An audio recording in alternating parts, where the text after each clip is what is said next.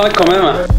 À la tienne. Comment on fait? Je te présente parce que là c'est tes abonnés qui regardent, je sais pas s'ils te connaissent vraiment, donc je connais El Ryan parce que je regardais ses vidéos et je suis allé donc lui parler parce que je trouve qu'il fait du bon boulot, il a vachement progressé en quelques temps. Et du coup alors moi ma chaîne s'appelle Pas Vegan. Ça a commencé parce que je trouvais qu'il y avait un déséquilibre qui se crée sur les réseaux sociaux, c'est-à-dire qu'on est quand même une très large majorité d'omnivores et on avait l'impression qu'il y avait un climat un peu de terreur qui s'instaurait, de culpabilisation, de voilà, c'est-à-dire que bientôt on allait mettre au même niveau qu'un crime contre l'humanité, le fait de manger de la viande, de faire un barbecue, de savourer une raclette entre amis. Et je trouvais que cette ambiance délétère ne pouvait pas durer quoi.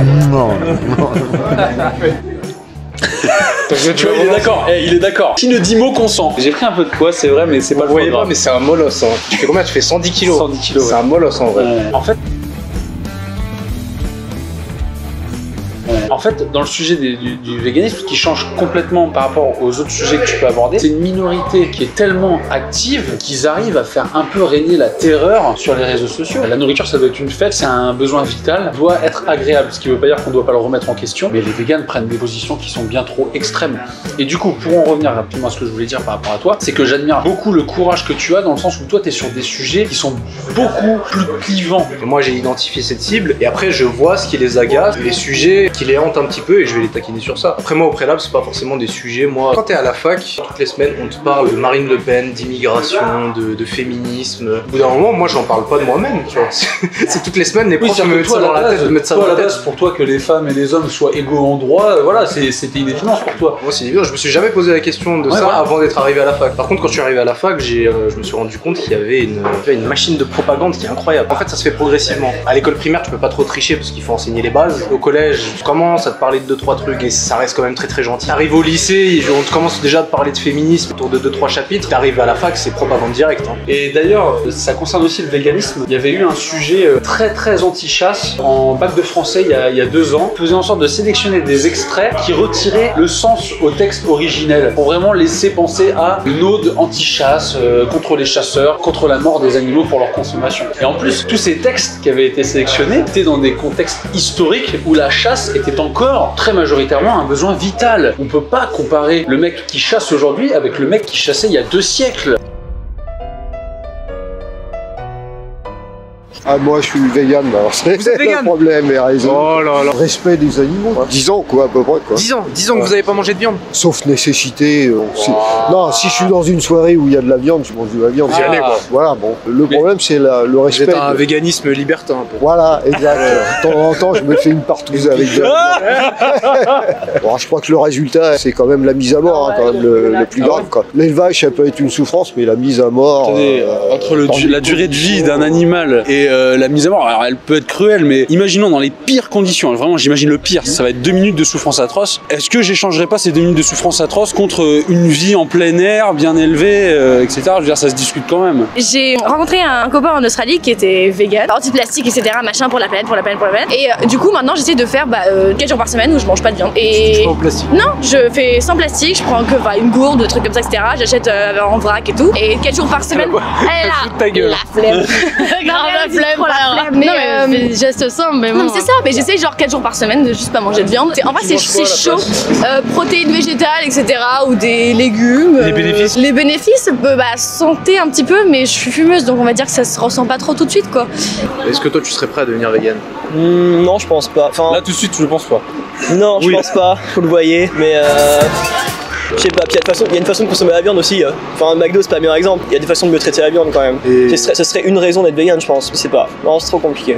Tu penses que c'est mieux du coup de manger un steak vegan qui aurait été produit avec du soja brésilien pour nourrir toute la population en soja en France avec le climat qu'on a, c'est pas possible, que manger un steak de bœuf d'un mec qui est à 50-100 bornes? Ouais, forcément. Après, c'est pas dégueulasse en plus, hein, le steak de. Jure-moi, je te donne un steak de soja comme ça et un steak de bœuf bien saignant, que la cuisson que tu veux, hein, parce que la regarde, si tu la veux pas saignant, je te pardonne. Et tu prendrais le steak de soja? Possible. Possible. Sans le détecteur de mensonges là. Non, non, moi j'aime bien le soja, j'aime bien ces trucs-là. T'aimes bien le soja? Là, j'en achète assez souvent. D'accord, ok. Moi je suis végétarienne, peut-être 5 ans maintenant, mais après je suis juste végétarienne, genre je mange des œufs, du lait et tout parce que j'ai pas les moyens ou je suis un peu faible, donc voilà.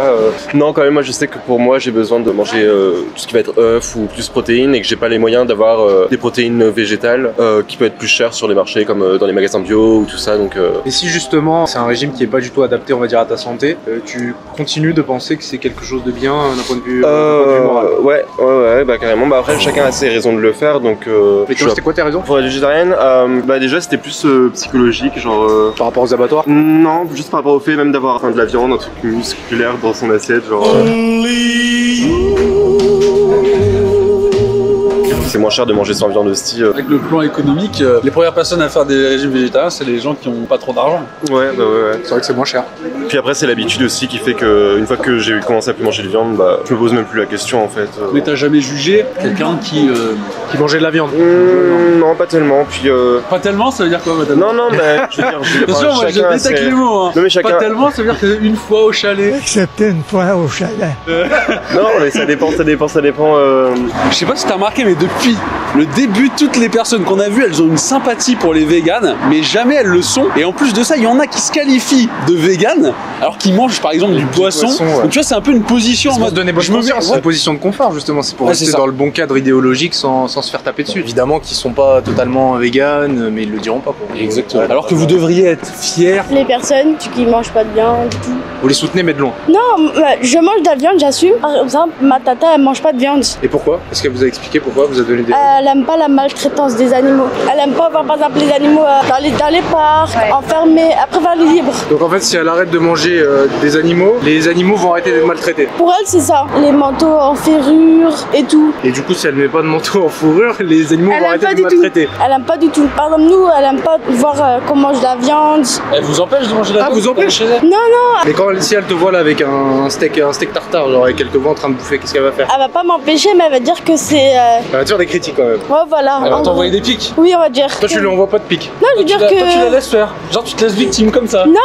moi j'ai dit que. Eh? Par exemple, pour moi, c'est naturel de manger de la viande, mais pas tout le temps. Ouais, c'est normal. Ouais, ok, genre oui. moi par exemple, à 16h, je mange pas de viande. Non, pas à 16h. Tu vois, là, il y a un exemple, tu vois, je te donne un exemple. Un exemple. À 16h, je mange pas de viande. Par contre, un petit morceau de fromage, je dis pas non. Moi, il y a un truc qui m'a interpellé tout à l'heure. Tu m'avais dit que t'étais plutôt favorable au véganisme extrême quand ils vont casser les boucheries, des trucs comme ça. J'ai du mal à dire, ah non, faut pas faire ça, tu vois, alors c'est un mode d'expression parmi les Faut le faire quand même. Tu penses qu'il faut casser les boucheries? Bah, moi, oui, moi je dirais oui. Ah bon? Ouais, genre, Ah bah t'as. Toi, tu continues de manger de la viande. Bah, bien sûr. À l'inverse, toi tu veux manger du quinoa et du lait de soja, et on va dans les grandes distributions, tu sais, les carnivores, les pas véganes, tu vois, ils vont dans des grandes distributions et ils pètent tous les rayons bio, Bjorg, et tu peux pas manger ton petit quinoa. attends, faut que je m'imagine ça. Je pense que je me pose la question de à quel point j'ai le seum, à quel point je voulais en manger. Enfin, je pensais que t'allais me dire que t'allais aller quand même dans une boucherie finir ta soirée autrement. Non, non. J'ai jamais fini ma soirée dans une boucherie. Donc on a la capacité, en termes de population et de territoire, de produire assez de nourriture pour nous seuls et actuellement. Oui, mais pourtant c'est pas le cas. Alors pourquoi? Parce qu'on est sur un marché mondialisé, voilà, et que par exemple on produit beaucoup trop de céréales. Faut savoir que plus de la moitié des céréales qu'on produit c'est pour l'exportation. Moi je donne cette alternative qui est jamais proposée par les véganes. Remplacer ces champs de céréales qui sont des sols morts, parce que c'est des sols qu'on alimente avec des engrais de synthèse, des pesticides pour faire pousser des plantes à répétition, parce que en fait les plantes poussent tellement vite que le sol a pas le temps de se régénérer et du coup il y a plus de nourriture dans le sol, donc t'es obligé de ramener des. Moi je propose, viandard comme je suis, on arrête les exportations de céréales et on remplace tout par des grandes prairies avec des belles vaches qui nous donneront des bonnes protéines. Ça, c'est facile à faire, mais est-ce que c'est toi ou les véganes qui vont décider de ça? Non, c'est des mecs dans des bureaux, des capitalistes, et du coup, bah non, eux, ils en ont rien à foutre. Voilà. C'est des fachos. Des fachos. Pour moi, c'est plus idéologique que vraiment un parti pris écologique. On n'a que des trucs issus de sociétés qui vendent des produits chers, non accessibles. Et c'est typiquement un truc qui existe qu'en ville. Moi, je connais des gens à la campagne, ils mangent autrement, ils veulent manger autrement, mais ils n'ont pas du tout ce même rapport-là aux animaux, par exemple. Je ne sortirais pas l'argument de on a toujours mangé la viande, on a toujours utilisé des produits issus des animaux, parce que la société change. Mais je pense qu'il faut prendre en considération le fait que c'est vraiment un phénomène de ville, fondamentalement idéologique, quoi. Donc pour toi, le véganisme, c'est avant tout un phénomène de ville, d'urbain. Je pense que c'est une mode, ouais. Ah, tu penses vraiment que c'est une mode? mode? Ouais, je pense vraiment que c'est une mode. Ok. Et comment dire, est-ce qu'on peut faire un petit check-up s'il n'y a pas des produits vegan là? Il y en a vraiment pas. Est-ce que pourquoi c'est comme ça très gros? C'est genre il y a un jambon dedans? Comment ça marche? Non, il n'y a pas de jambon, mais je suis en prépa, du coup il y a des bouquins. C'est bien, ah très bien, les bouquins, c'est ça qui nourrit plus. Ça met d'accord tout le monde, les bouquins. bouquins.